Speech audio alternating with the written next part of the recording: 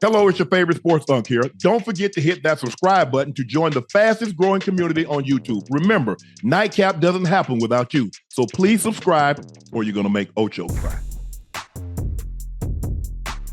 Gil, let's get right into it tonight. The Kings sweep the season series from the Lakers 4-0. They win tonight's game 120-107. The Kings dominated the Lakers in the second half. I think they outscored them something like 28-17. Outscored them by 11. Domantas Sabonis is now 10-0 against Anthony Davis. He had another triple-double. He leads the league in triple-doubles. If he's not going to be an all-NBA player, they should do away with it. I don't care if you say it's cheap or not. He finished the night with 17 points, 19 rebounds, and 10 assists, 14 defensive rebounds, 5 offensive rebounds, and he was a plus 10. He only took 10 shots. So he was outstanding, and they thoroughly dominate the Lakers in the second half, and they win comfortably 120-107. Gil, you watched this game in its entirety. What did you take away from it? Listen, we always have a great first quarter. Right, halftime, we're trying to make a comeback. That third quarter kills us. We come out flat. There needs to be some plays. There needs to be like first 5 plays after halftime has to be some way to get the team going. Sabonis plays against AD like AD owes him. Yeah, for sure. Yeah, he owes that man something because every time he sees AD's face. He's not intimidated by him at all. He goes at it. That's what makes me question defensive players. Because you a top defensive player and you got a guy coming at your head like you lunch meat out there. Yeah, let's take it to my sport. Ain't nobody say, oh, you know what? I want to block LT. Oh, give me Reggie. I want Reggie White. Oh, you know what? I think I want to run around against time. Huh? Defensive guys, when you're like, nah, I don't want none of that. Let's go over here to the other side. Yeah. Well, if I get Jackson Hayes on me, or if I get LeBron 6'9", I'm 7'1", I want that matchup. I don't want one of the premier defenders, help defenders, on-ball defenders in the NBA. He's like, I don't give a damn about that. Give me the ball. I'm going at him. Facts. And he goes at him. And it's showing his dominance. So, when it comes to just the intimidation factor, you don't have none over that team. They feel that they have your number. They feel that you are easy work 1 through 12. So it's one of those teams you don't want to play in the playoffs. So now we have to check off. We don't want to play. Hell no. And you don't want to make Sacramento. Because we don't have no advantage over them. And now they have all the confidence in the world going into a playoff series. So those are the 2 teams we do not want to match up with. And we don't match up very well. The Warriors did us a favor last year by knocking them off. In 7 games, Steph Curry goes bonkers. In game 7, I think he scores 50. But the problem that the Lakers have is that they can't deal with dribble drive. So now you got to send help. Now they kick guys wide open. If you look at it, they only had of guys that played major minutes, only Malik Monk and De'Aaron Fox shot under 50%. Sabonis was 6 of 10. Harrison Barnes was 8 of 15. Keegan Murray was 7 of 13. Ellis was 5 of 8. And Barnes was 7 of 11 from 3. Keegan Murray was 5 of 10. Ellis was 3 of 5. They shot 52% from the floor. They shot 46% from the 3. They out-rebound the Lakers again. The Lakers keep getting out-rebounded, second chance points, fast break points. And so because they don't do well, quick point guards give them problems. Murray is a problem for them. De'Aaron Fox is a problem for them. Shai Gilgeous is a problem for them, but he doesn't have enough help on the other end. So that's why they match up well against OKC. But a quick guard like Murray, a quick guard like De'Aaron Fox that has help because Murray has yoke, and then you try to take those guys out, they can kick the ball to Michael Porter Jr. But quick guards are going to always give them a problem. because it's so hard for them to stay in front of anybody. And so now you get wide open shots, uncontested shots, or you get somebody going to the basket. And so, yeah, the Kings, I don't want to see those Kings in the playoffs. I don't want to see them in the play-in tournament. I don't want to see them at the AAU tournament. I don't want to see them at the Blacktop. I don't want to see the Kings no more this year. The rest of the year, I hope we don't see the Kings. Yeah, you know, the real issue that we have as just the Lakers themselves, and we can't stop Jamal Murray. First of all, Jamal Murray is not a forward. Jamal Murray is a guard. Keegan Murray is a forward. So all you guys don't come on. Jamal Murray plays for the Nuggets. He is a guard. All right, go ahead, Gil. The problem is any team that passes the ball more than 2 times, we struggle with. Right? That's our real Achilles heel. Where you have teams that actually drive, pass, and pass, because when you got a guy that's 39, when you got AD, when you got most of the guys that just, I can stop you the first pass, and then when you pass, Lakers give up on that. Right, so you have a team like the Kings who do extra passing. Even Boston does extra passing, but they'll be better against Boston because Boston wants to play one-on-one. So now he gets to load up. LeBron gets to load up. When you got a group, Suns, when they have those multiple pass type of teams, that we're going to struggle with. You are, and you needed Bron to give you more tonight. He did not play well tonight. Anthony Davis did not play. Really, only 2 guys played well tonight. That was Rui and Austin Reeves. Those are, I mean, and there are some shots that I'm not going to beat DLo up because he had some looks at some threes early. Shots that he had been knocking down threes. I mean, I didn't expect him to shoot 50% for the rest of the season from the 3-point line. But LeBron missed 2 bunnies at the rim. How many like 6-footers did AD miss? Point blank. He missed a bunch of those. Yeah. And so I could kind of tell early on that LeBron was not in a rhythm because he missed those shots. He missed those layups early, one with a righty reverse and the other with a lefty. So I was like, and then, he hit 1 3. I was like, okay, maybe he'll get it going. But he didn't play well tonight. AD didn't play well tonight. And when you go to the half and you look at, okay, Rui and Austin Reeves are shooting this, and then the rest of the starters are shooting that, you're like, we're in trouble. We're in trouble. No, I mean, not necessarily, because, Rui and Austin are getting they're getting their points because they're open, right?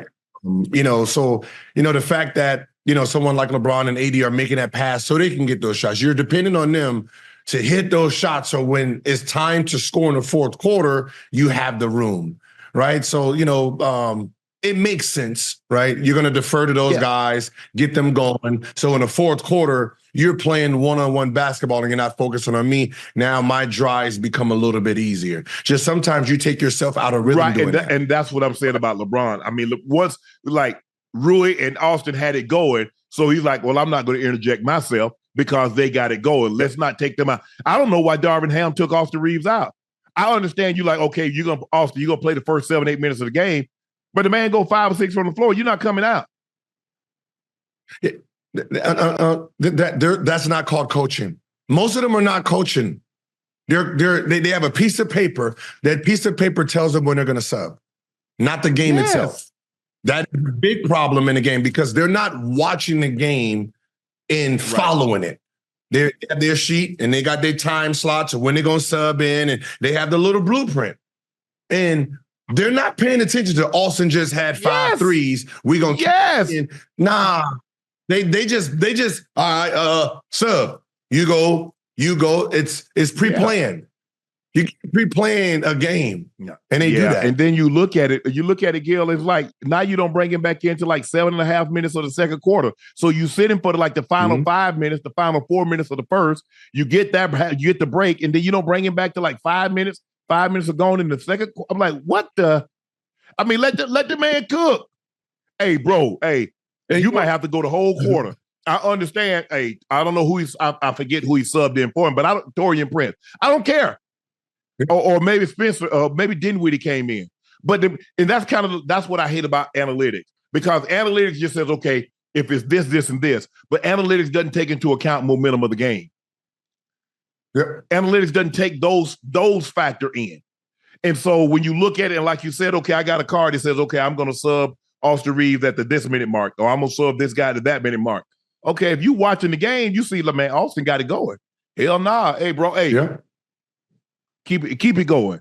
And that, even if you miss shots, but they look like they're good shots, like you have to be inside of the game in real time, right? But most coaches are time managers. They're not coaching the game. And sometimes, but Austin's not at that point yet where he get to wave a sub off. But there's been plenty of times where you got it going in and you get that hit on your shoulder, man, you better go get somebody else. You better get somebody else. Hey, subbing for dude, he ain't hitting nothing all day. That's happened plenty of times. There's been plenty of times where, like, this is where that happens at, where a coach is drawing a play up and you come to the what's the name huddle and see, I just hit 3 shots. We're not drawing this play up. Erase this. That's where that comes in at, because you're drawing a play that has nothing to do with the rhythm of the game right now. And you see sometimes like, okay, you start the fourth quarter and your starters start on the bench and you're like, okay, we out of this game. And the backup, the second team gets it going. Mm-hmm. No, let them keep it going. You all of a sudden, okay, starter go back. Nah, you see that and came back from 25 down and now we down 3. You thought I put the starter in. Let's keep it going. And Torian Prince just say, nah, coach, hey, leave him in there. He cooking now. He got it going now. Let's not interrupt this groove. Yeah, but that's players too. Players got to understand, sometimes you got to sacrifice, but that's championship teams will do that.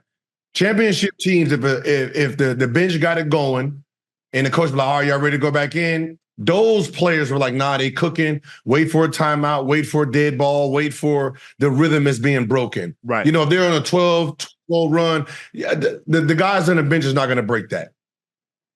Right. But that's a team collective thing too. But that's that next level of basketball. They just got it.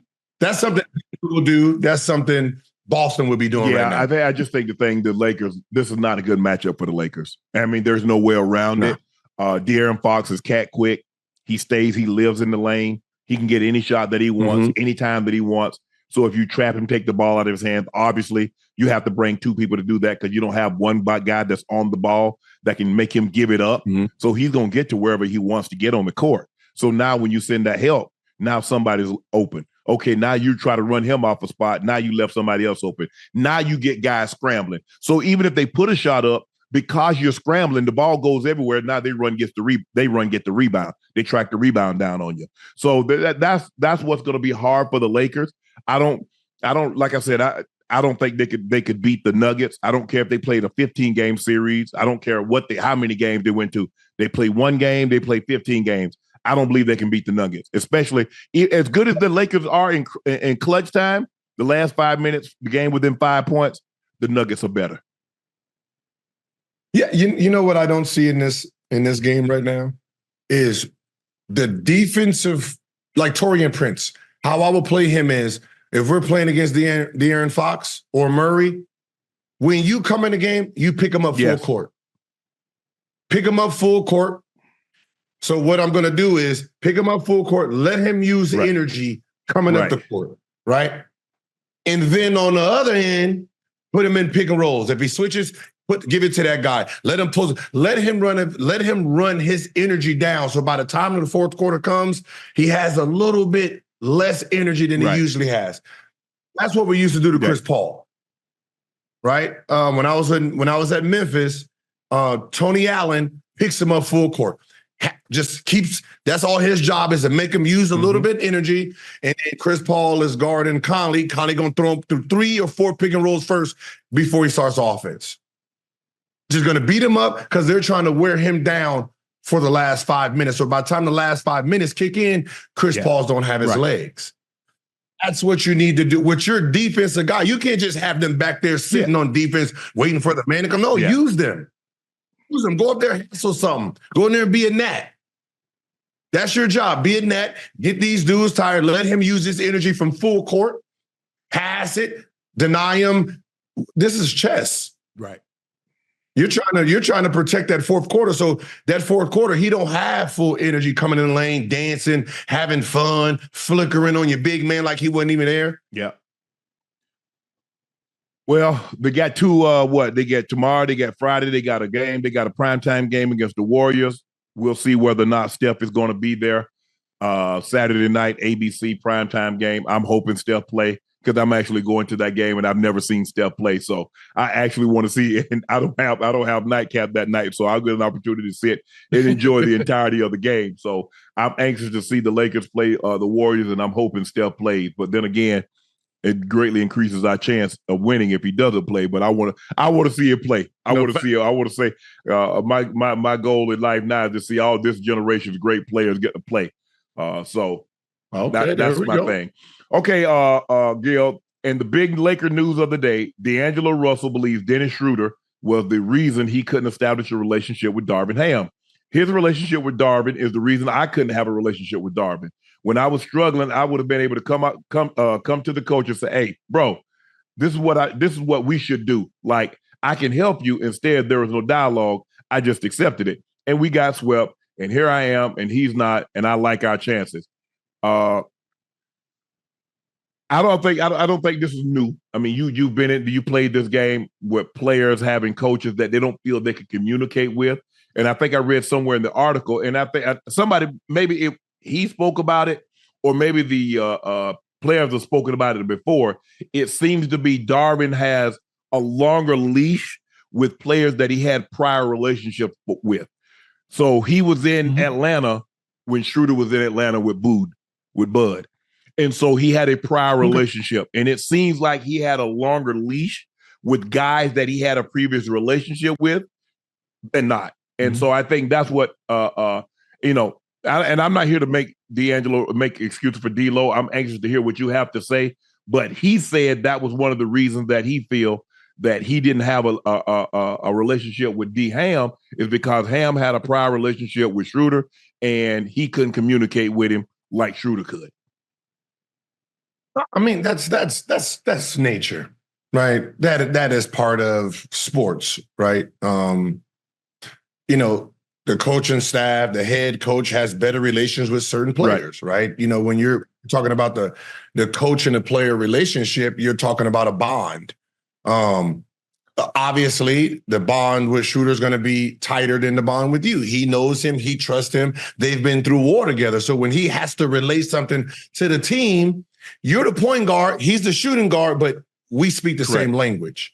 So yes, when he wants to get something to the team, he's going to go to the guy he knows is going to relay that message the way he perceives it and the way he's trying to deliver it. That's just natural.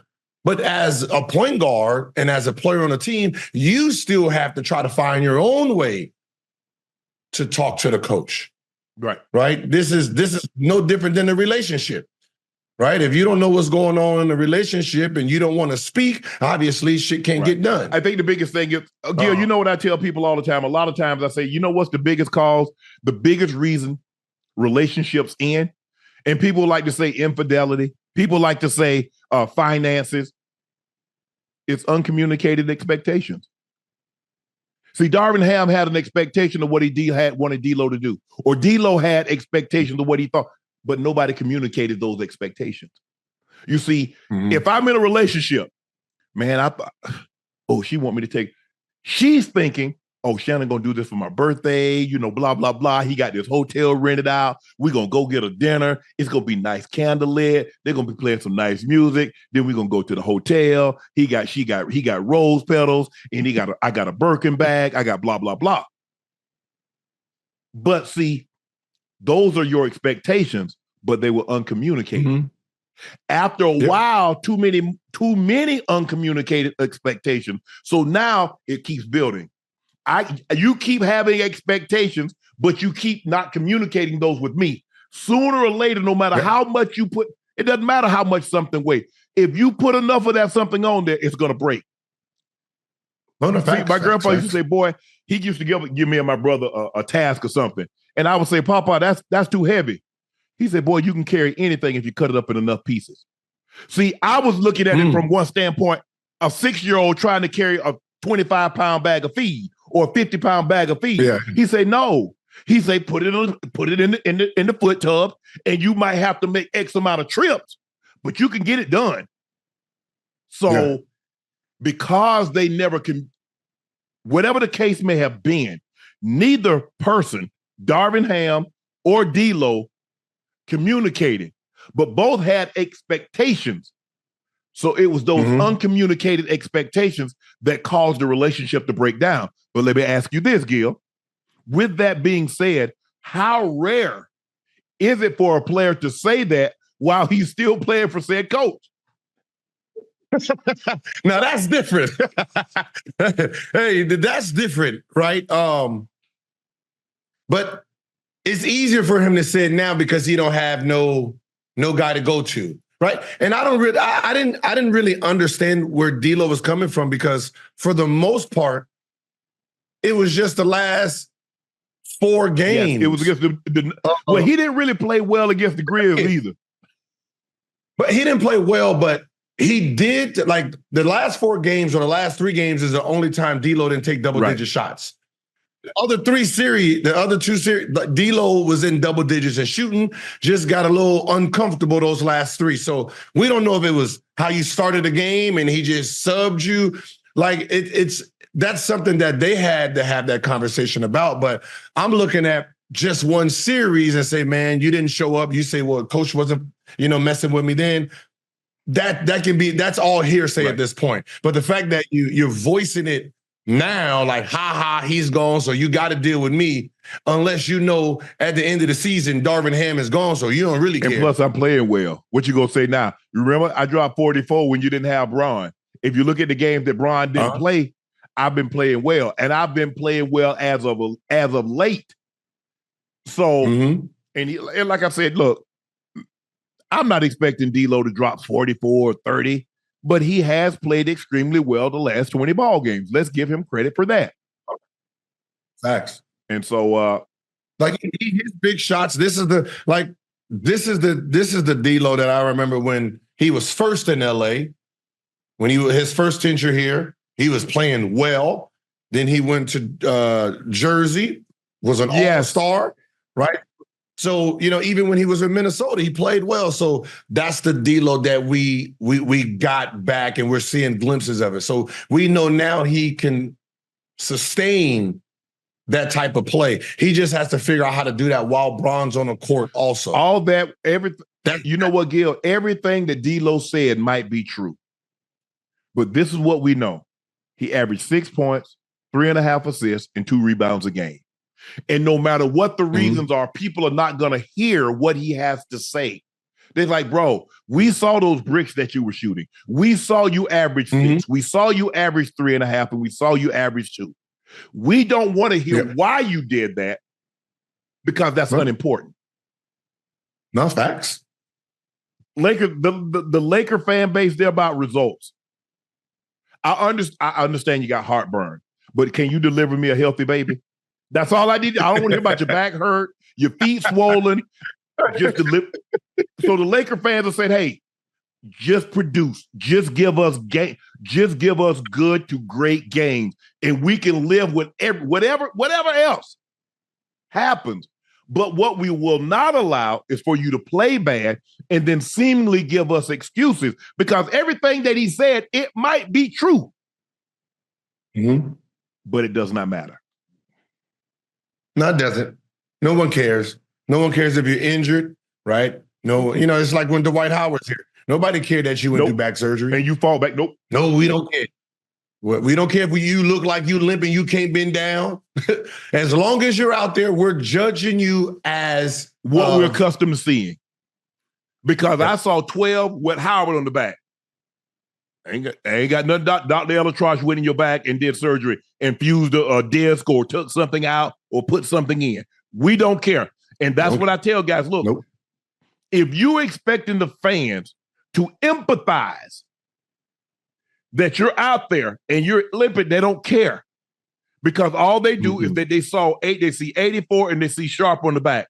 They don't care that I didn't practice all week and I had 40 cc's drawn off one knee and 30 drawed off the other, and I had to get pain-killing injection in both ankles. They don't give a damn. It's like, all I know is that I want to see you go catch touchdowns, catch passes, get open, and help the Broncos win this game. That's all I care about. Same thing with the Ravens. They didn't care about that. And I understood. So when I went out there on the field, even though I took those pain-killing injections every single week, even though I was having fluid drawn off my knees, I knew there was a level of expectation that the fans had.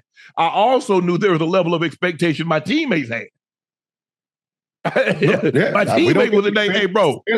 And they looking at that long-ass needle going in my knee. They see the fluid being drawn up, in my, not my knee, in my ankle. They saw that big-ass needle. And they asking me, Sharpe, man, I don't know how you do it. But, bro, hey, we need you today. Well, damn, you asking me, you don't know how I do it, but in the same breath, you telling me you need me. But that's the level of expectations that when you play of being a player that they're counting on, and I looked at myself as a very good to great player, I put those expectations on myself. No, and that's the thing that's going on with Bron himself. We done seen you at a level we can't. There's no way if we're talking about how he's playing now. There's no way LeBron can average 17 or 12 in this league. No. Because the tickets we pay don't come with no discount. No. Nah, I don't say, well, if AD got under 8 and he's limping, he don't play, we give you money back. Nah, I'm paying full price. Yeah. Regardless. And if I'm going to pay full price, I need to see full price results. But and for the LeBron numbers and them to win tonight with 18 and the way he shot, AD needed to probably have like 35. AD needed to have a game close to what he had the other night, a 27-25 game. He needed to probably have 30-17 and Rui and Austin do what they did. But you can't have you can't get 24 points between LeBron and DLo. And they shot 8 of 20. They shot 8 of 27 from the floor. 3 of 12 from the three-point line. Off that bench. Like, especially since you don't got nobody coming off the bench that's going to give you 12 or 15 consistently. Nah. Prince gave you 7. We'll be happy if we get 15 between all of them. You got, hold on, man. You got 11. You got 13 points from your bench. That won't cut it. That won't cut it. They got 14, 20, 24. They got 26. You got 13. So they outscored you. They outscored your bench by 13. And then their starters beat you up also pretty good. So all their starters were in double figures. But Lakers got to figure this thing. The Lakers got to figure this out.